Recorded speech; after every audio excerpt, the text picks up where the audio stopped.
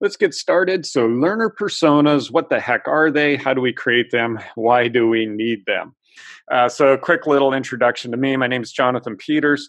And the reason to have this introduction at this time is a lot of folks know me in the gamification world, in the speaking on the circuit for learning and development field, and so on. It's the other side of me that the learning and development people don't know is I'm actually have a strong background in marketing, specifically in what's called copywriting, or what I call persuasive copy. So all those ads you see, the words that compelled you to buy, I'm behind, well, not really, but behind some of those. So if we go back several years ago, before I got into gamification, had my feet in two different areas. So, like I said, on the marketing side, on the writing side, and on the opposite side, it was an adjunct professor at the University of Nevada, Las Vegas. I still do one class there just to keep my credentials up. But anyway, back in 2008, I you're probably too young to know this, but the older you get, the younger college students get. And so there came this time where I wanted to branch out, wanted to start reaching out, interacting with adults and so on. So I signed up with this seminar company. It would send me throughout the United States over the next few years and giving their seminars. And so, with the background in writing, they had a few seminars that I was qualified to give. And so, I can still remember my first one, right?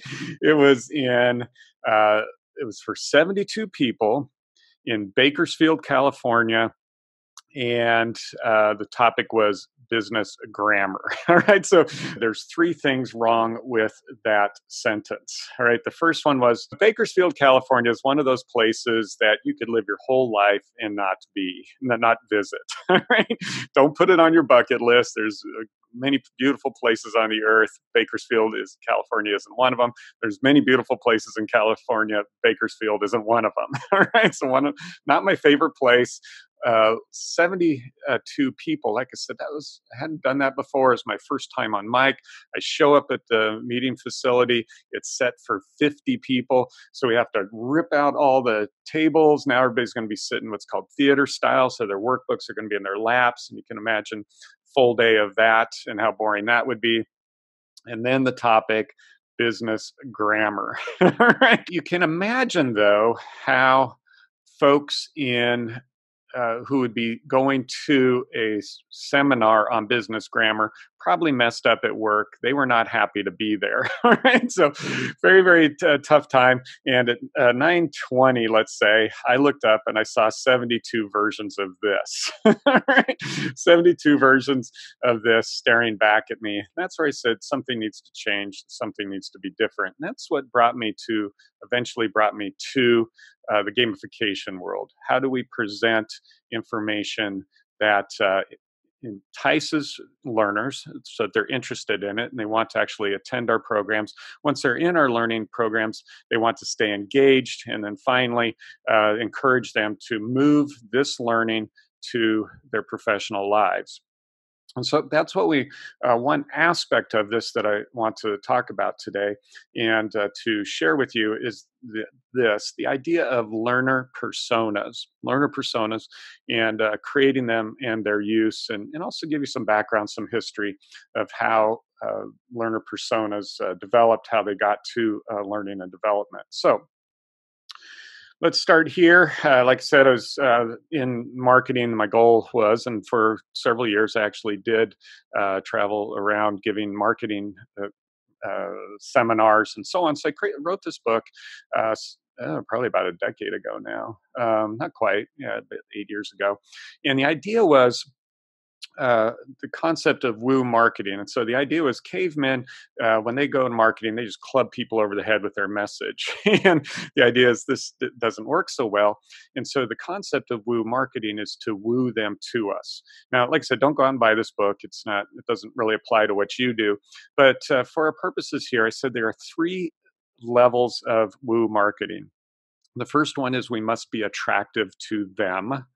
The second stage is, so the first stage is the attraction stage. We need to be attractive to them. The second stage is the conversation stage. We need to engage them in conversation.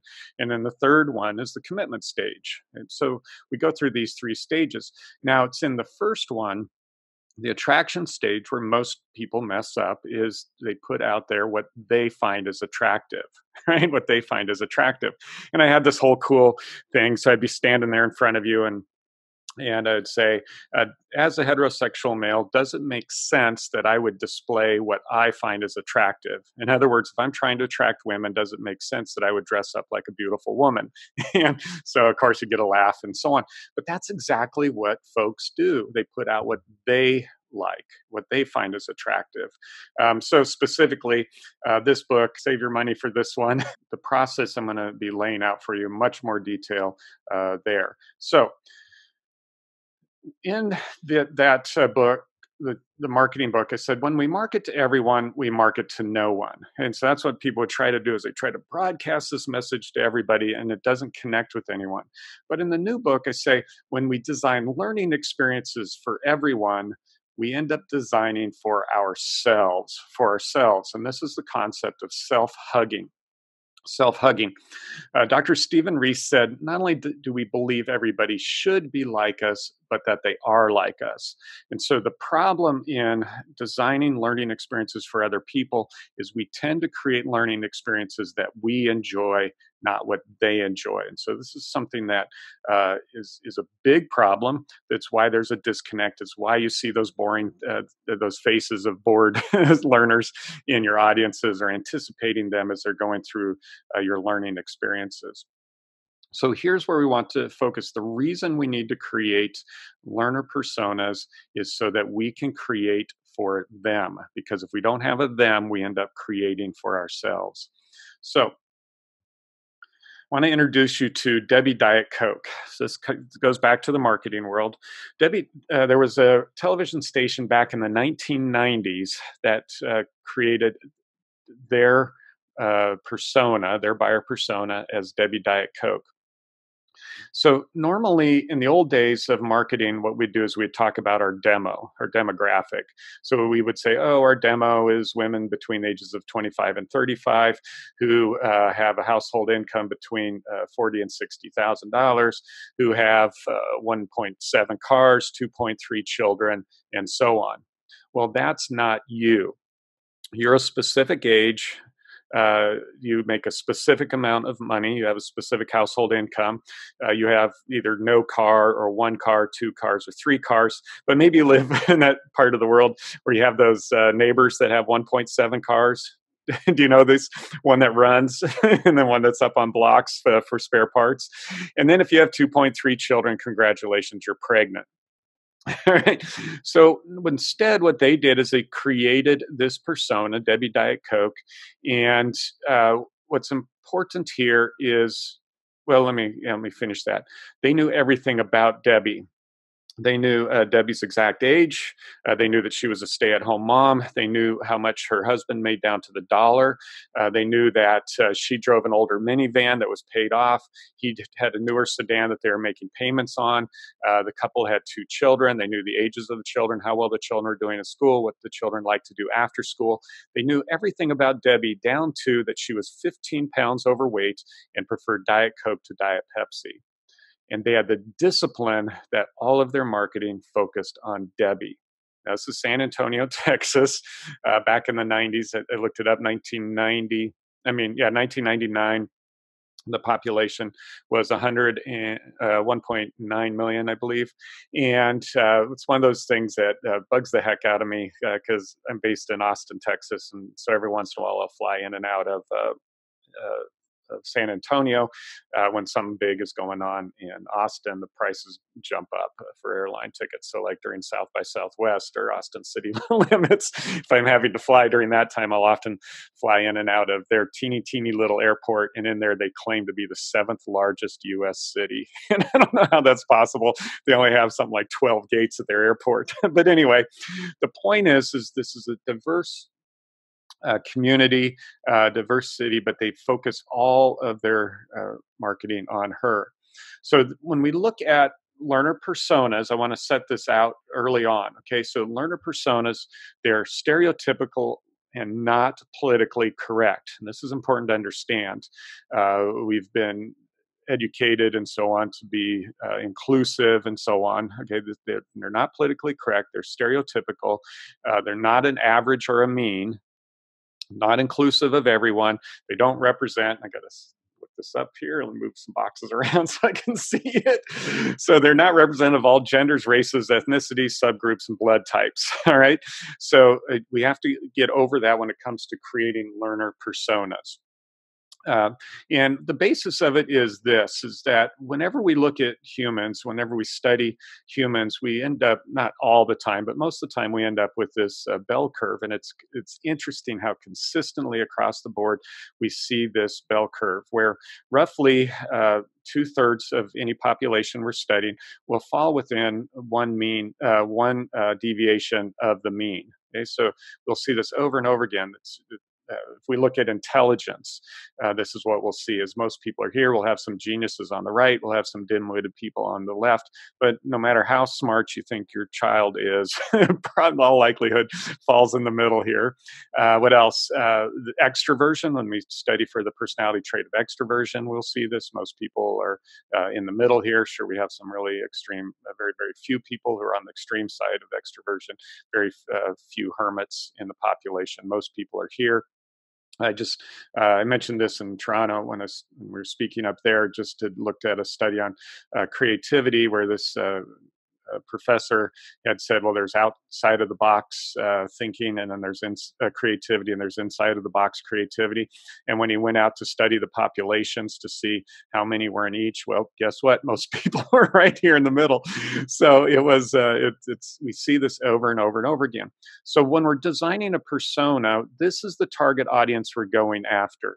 We can't please everyone. We'll always have those outliers out here. But our learner persona, we want to hit 2/3 of those folks. Because remember, I had that coach years and years ago. She said you can only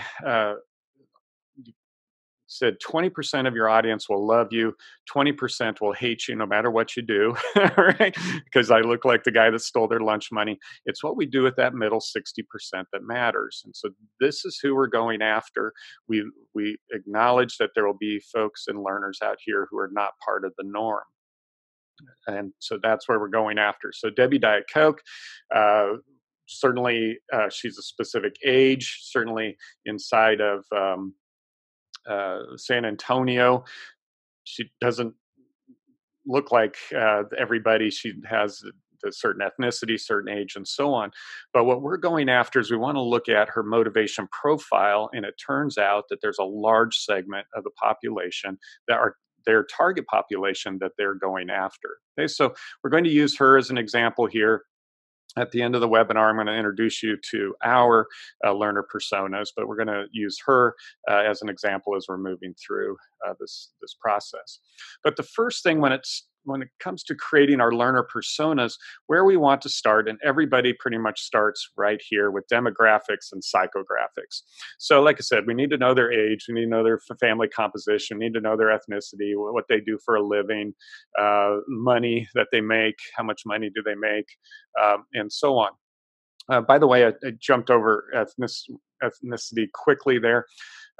When it comes to creating your learner persona, it's not necessary to look at their ethnicity early on. It's not till the end that we need to consider it when we're creating their persona. So, and there's, again, this gets way into the coursework here.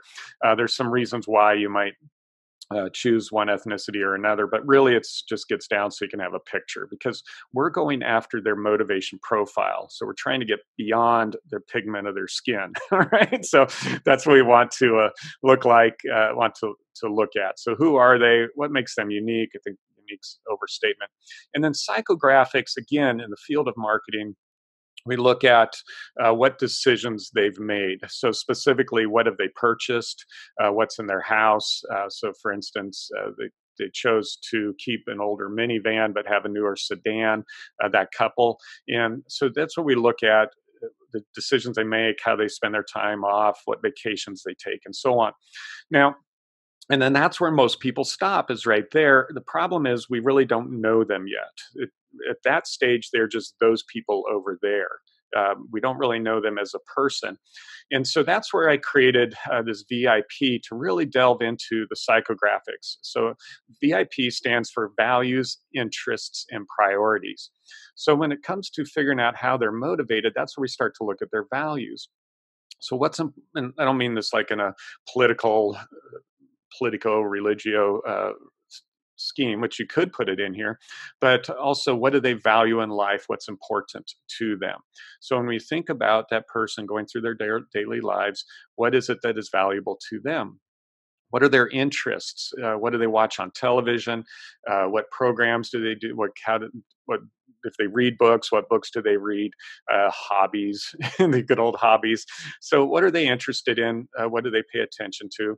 And then, what's an interesting one when I came up with this model, the VIP model, is their priorities. Okay, so when things are in conflict, which do they choose? Which do they choose? So, if we go back to Debbie here, so, like I said, we know all her demographics, right? So her age and so on. Um, but when it comes to, let's say, her VIP, so what is it that she values? What's important to her? Uh, so her family is important to her. Her children are important to her. What interest does she have? So how does she spend her day? What television programs she watches, and so on. And then where that priorities comes into line. So, like I said, her and I know her very well over the years, using her as an example in my marketing seminars. But so she's not very religious, but her church is important for her from a social perspective. So that's where her social network is, and so on. So that social network is important to her. Her family is important to her. So priorities, when her child is sick on a Sunday morning and she has made a commitment for Sunday school, what does she do? Does she choose to get a babysitter for her child to keep her commitment at her church, or does she call up the folks at church, say, "Hey, I'm sorry, my child is sick"? Okay, so that's where we're really getting into not just what she buys. Okay, so she also has um, a blender, not the fanciest, most expensive blender, but a pretty high end blender. Well, why does she have that? Well, the reason she has that is because her husband is way into, not way into, but is into physical activity. He stops at the gym on the way home, on his way home every day for about an hour, and so on. And so this is a moment of tension between she and her husband because she's not physically active. And so her concession is she bought him this blender so that he can make his protein shakes and so on. Okay, so you can see that with the VIP, we're able to delve much, much deeper into her psychographics. Okay, why is she making the decisions that she made? Not just that she has a fancy blender, but that why did she do that? Okay, so again, if we stop here, we know quite a bit about her, but there's still more that we want to learn and delve into who she is. Who she is. So the next stage, I call it, what keeps them up at night. And so we look at their dreams, their goals. So, what is it that Debbie wants in life? Okay, so what are her goals? In her case, it's a family is extremely important to her. And so all of her goals and dreams and desires are wrapped around her children become growing successfully, going through school, having a good life, becoming strong, upright citizens. And we know that she's going to get pretty depressed when they leave home because that's going to be it. She doesn't have any more goals and dreams past that process. And then also, what are her fears and frustrations? This becomes important, and it's what I always say is use the force for good, young Skywalker, because once we know someone's fears, it becomes extremely easy to compel them to make a decision, compel them to take an action, because fears really drive us. So it's important to delve into the fears. So, what fears might Debbie have? What are her pain points? When she lays awake at night, what does she worry about? Because again, that's going to start coming into the motivation profile. Okay, so just to recap what we have so far, again, those of you watching the replay here, you can you can replay it and go back over it. But we're looking at the demographics, then the psychographics, and then, like I said, the VIP, values, interests, priorities. We looked at dreams and fears, so dreams and goals and fears, and and so we have a pretty complete picture. We can really start to get a feel for it. But I noticed that there was this other layer that people were still self hugging. And I wanted to expose that when someone's different from us, we judge them as wrong, when in fact they might be just differently motivated than they are, because we're making certain decisions in life because of our motivation profile, and we look at them and they're not making the same decisions. Therefore, something must be wrong with them. And so that's where I came up with this final concept. And it's, if you gave this person $1,000 and a day off, how would they spend it? Right? Because I was like, this is where we would start to judge people. And so just imagine I gave you $1,000 a day off. What would you do with it? And might it be different than if I gave your learners $1,000 and a day off? How would they spend it? And so specifically, and then I contrasted between these two people. The guy on the right is that was my official headshot back in my marketing days. This is a little bit ago, and all the different, as a professional speaker, you got lots of different headshots. This one is labeled as cocky. This is my cocky headshot, so it doesn't necessarily represent me these days. But to compare and contrast these two people, so lady on the left, if you gave her $1,000 and a day off, she would spend a little bit on herself. She'd get a mani-pedi.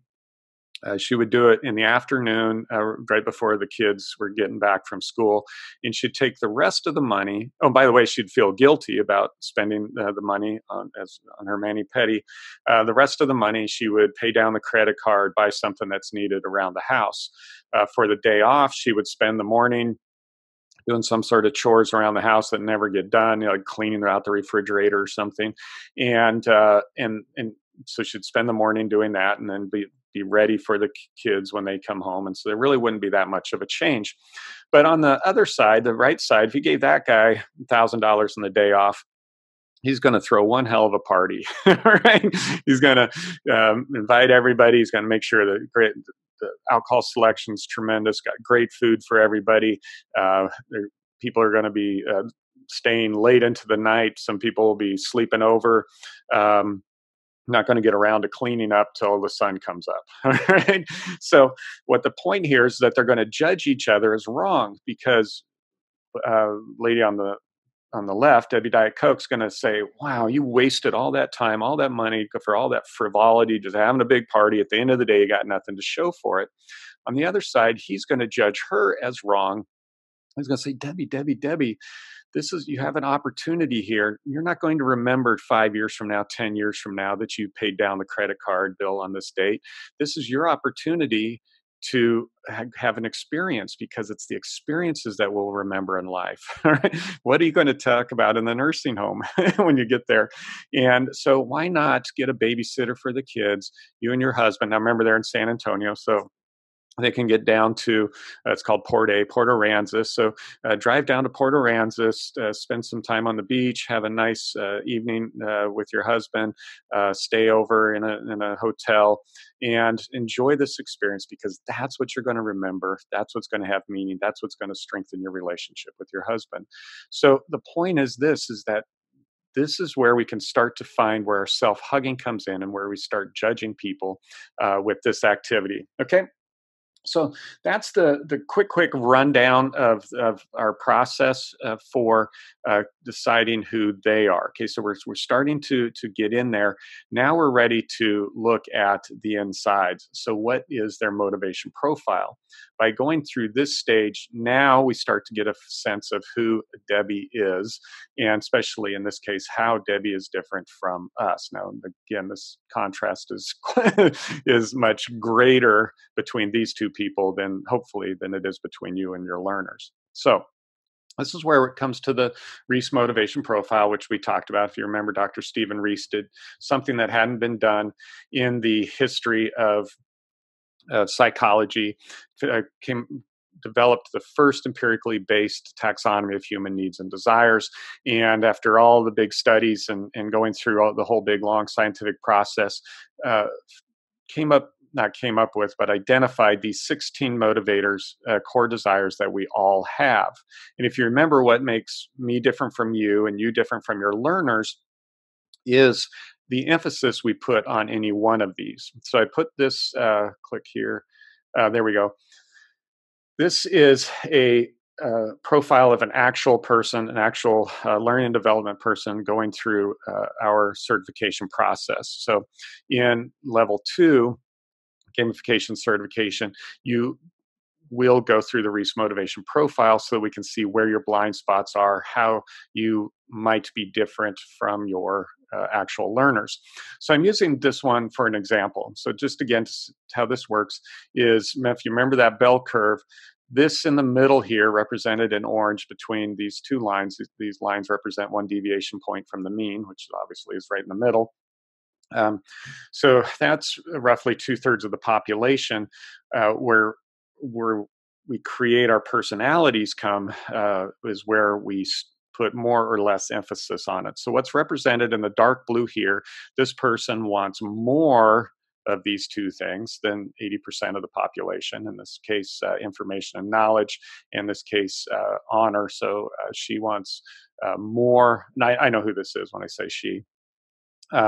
She wants more rules, more structure, more tradition.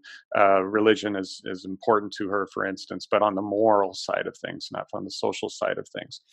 So where she is different from this person here, where she is different from Debbie Diet Coke, if Debbie Diet Coke were her learner persona, this is going to cause a problem because Debbie is high acceptance. Debbie's feelings are hurt very, very easily. This person is going to be hurting her feelings, and food is important to Debbie. Eating's important to Debbie. This person is very, very low eating over here, abnormally so. And guess what? Because of the high honor, she tends to judge. She will judge Debbie negatively because Debbie doesn't have enough self discipline to lose that 15 pounds. Okay, so this is where the self-hugging comes in and where it becomes very dramatic. And that's why I put this person in here. And by the way, we see, okay, we've had hundreds of folks going through our level 2 certification. So I'm able to draw some so scientific data based on people going through our programs. This person is not that and it's not much of an outlier when it comes to instructional design type people. So, like I said, this would be, except for eating, we don't see low eating too much, but I'm using this as an example of where self hugging, if these two people were working together, this would be a problem because this person would be judging her negatively. Meanwhile, food is very, very important to Debbie. And so it is not that easy for her to lose weight. So that's what I want to draw. That's why I wanted to draw attention here. So, what you do in your persona once you get to know her, her or him, depending, then what you do is you go through here. And I had a handout in Toronto that listed the 16 core desires.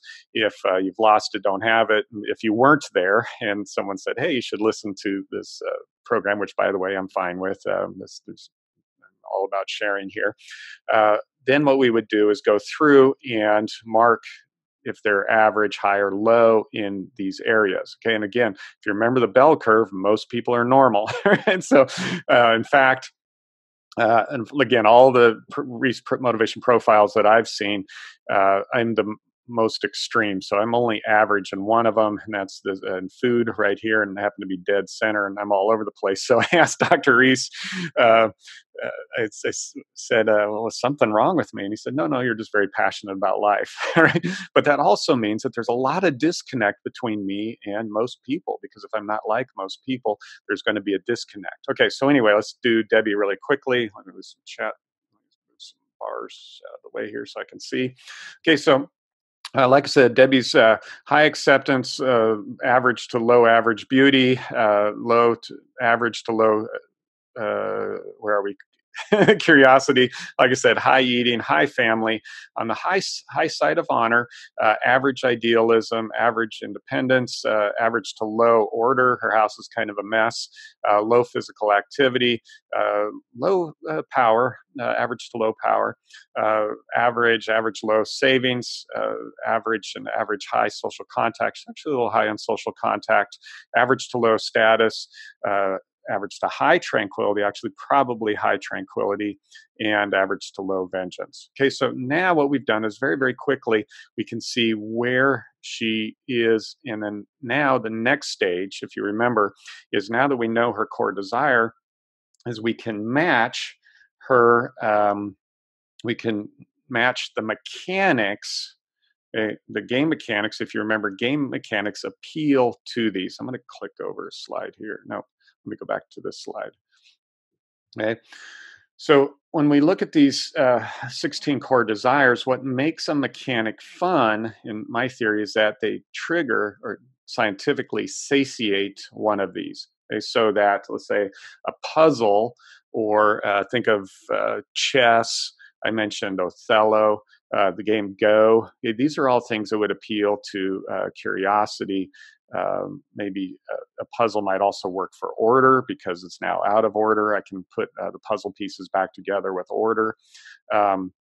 Things like Go or Othello might appeal to power because it's a big challenge to overcome. There's a clear winner in this case, so I have to strategize to overcome that person. Vengeance, the high side of vengeance, there can only be one winner. There's going to be an obvious loser as we go through it.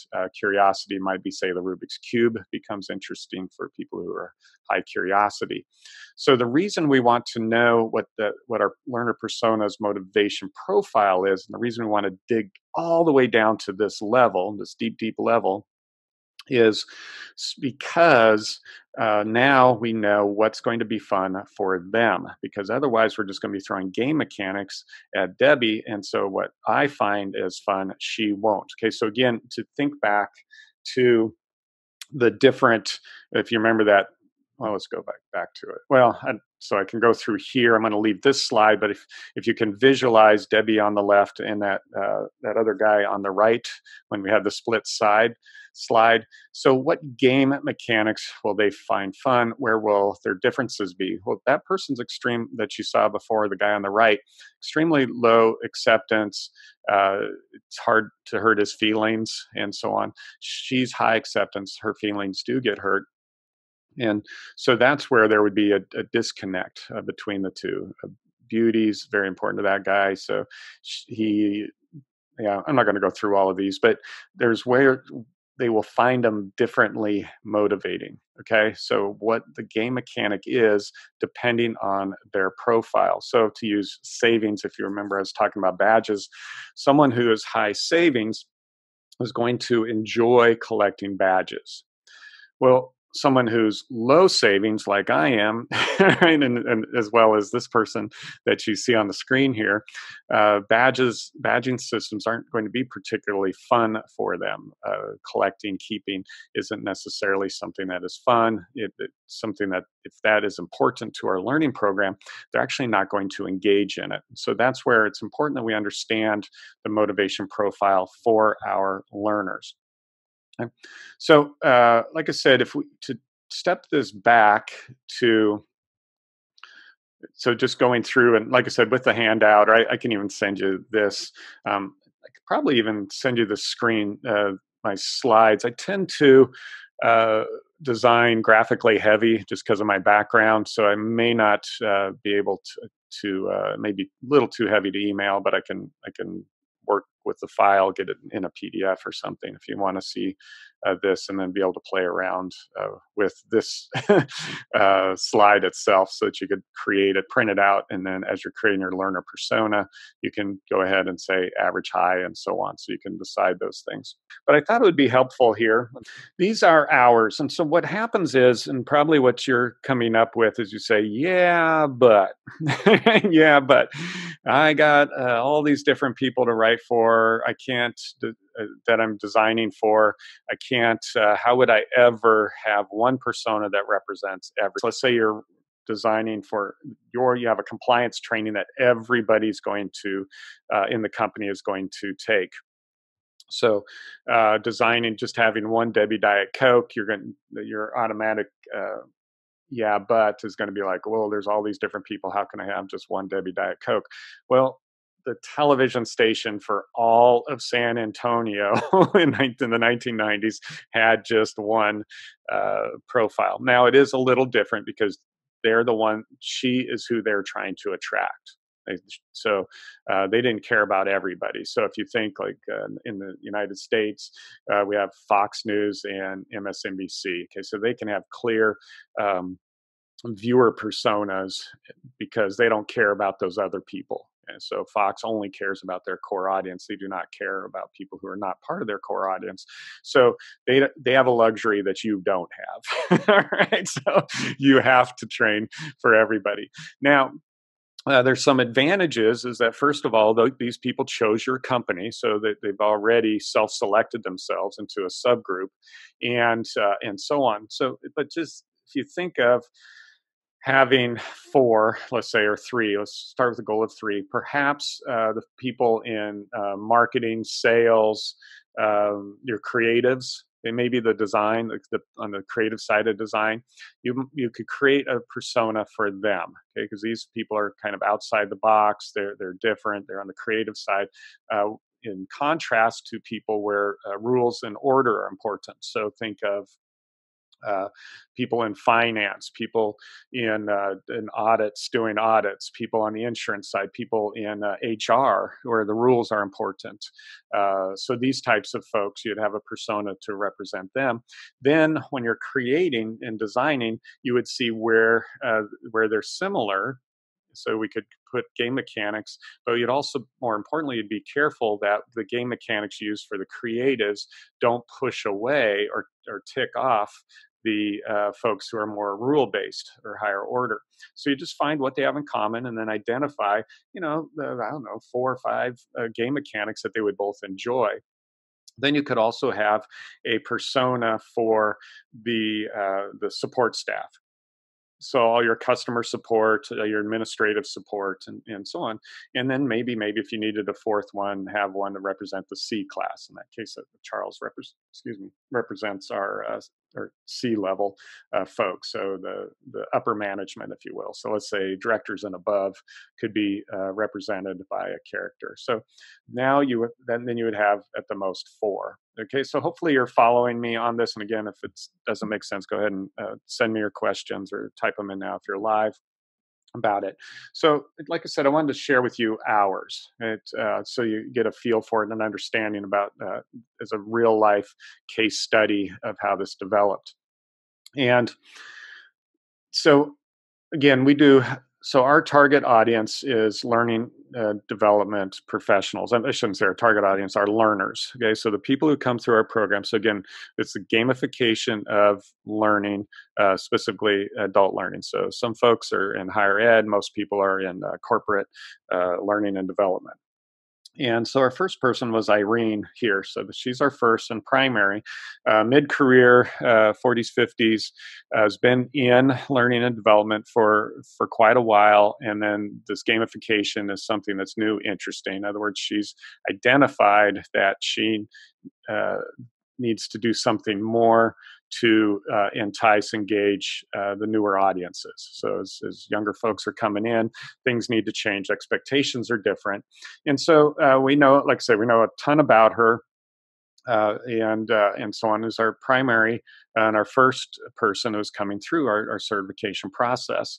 And so if we take if you just think about it, like tons of people, I should say thousands of people do level 1, hundreds of people have done level 2, and only just over, a little over 100, not even 100 yet, have gone through level 3. So it narrows down relatively quickly.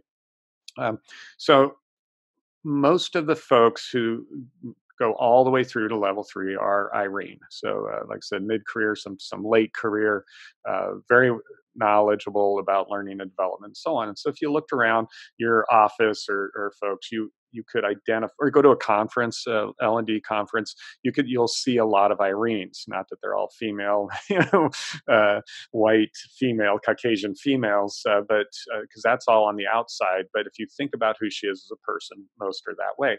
Well, anyway, a few years ago, we started noticing Brad coming through, and Brad, by the way, there's a lot of males, but not exclusively males. But these are gamers who are now in learning and development. So we didn't have to cover all the information about the importance of game, what is a game, what are game mechanics, and so on.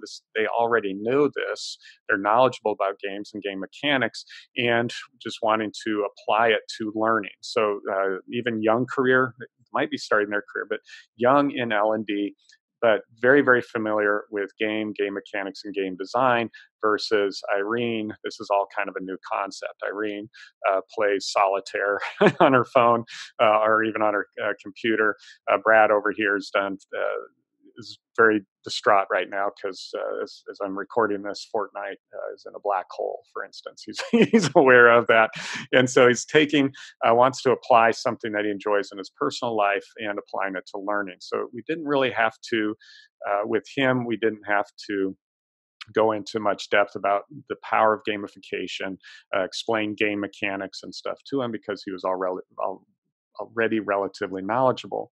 So these two folks, different types of learning experiences that we needed to design for as we created. He wants more risk in his games than Irene does, and so on. So when we create the game mechanics and we look at them, we needed to address both of these folks. Then Lena started coming through our programs. Lena is someone who's very new, brand new to learning and development, and saw very quickly, because she's at the stage of moving into jobs, that this field that job postings were saying gamification, right? You must have experience in gamification. So she's identified that if she has certifications in gamification, she can get started launching her career very quickly, because uh, these certifications have digital badges and so on. So for her, this was a means, going through the certifications as a means for getting her career started. And so, in fact, our last level 3, level 3 only happens once a year. So it's a 4-day immersive, but it's a launch. It's an actual launch where you work with this team, and then it rolls out over 90 days, where you have the support of the whole team, like a mastermind, to actually implement a fully gamified program. And so we had our first. Well, Lena, I'm sorry, the first Lena go all the way through. So, young person coming through the program. So, through all the programs, I should say, and she did it very, very quickly. She did it all within 6 months. But the point is, her needs are very different, and her anxiety levels as a learner in this area are much different than these other two. These two are confident. She has some insecurities. So in our design, we also need to work for her. And then finally, this guy on the left. So these are the folks who are with us all the way through. These are the folks that we design for. But every once in a while, you need a Charles, right? So Charles represents the stakeholder. He is C-level. He's a CLO. He sends people to our programs, or he maybe not sends them, but that's too strong a word. He uh, approves the funding for it. So it's the funding for them to go comes out of his budget. The time off comes out of his budget. So he needs to see the value in our programs, even if he's not participating. We've had 2 or 3 Charles go all the way to level 2. The one I can think of, she was from Apple, and she brought her assistant with her. Right, so the assistant did all the hard work, and she just kind of sat back. But the point is, Charles evaluates the value of our programs for his folks, and so we want to make sure we don't tick him off in any way.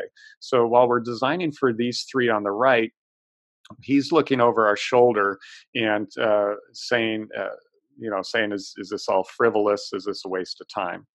Okay, so we need to look at them. We need to pay attention to him as well. All right, and so perhaps you also have a Charles that needs to look over your shoulder. Okay, so the point is, sorry, here, just thought of something. Oh, so the point is that for you, you might do something similar. Okay, now in our case, we're targeting. We our learners are self-selected. Let's say, so it's different than your case. What you may need to do is address each. These folks might represent different people in your organization. So, like I said, Brad over here, he looks like marketing, looks sort of creative. Irene would be the rules person, the stickler for everything, making sure we're all in compliance, making sure the left side of the sheet matches the right side of the sheet, and then Lena being the support person, the CSA, the administrative assistant, so on, and Charles representing the C level, or let's say director and above, the executive team. Now, what I don't want you to do is use these. All right. When you are doing yours, you want to start from scratch and build, because now if you use ours, the problem is now you're going to be locked in to something, so you won't be able to explore it. So this is our example.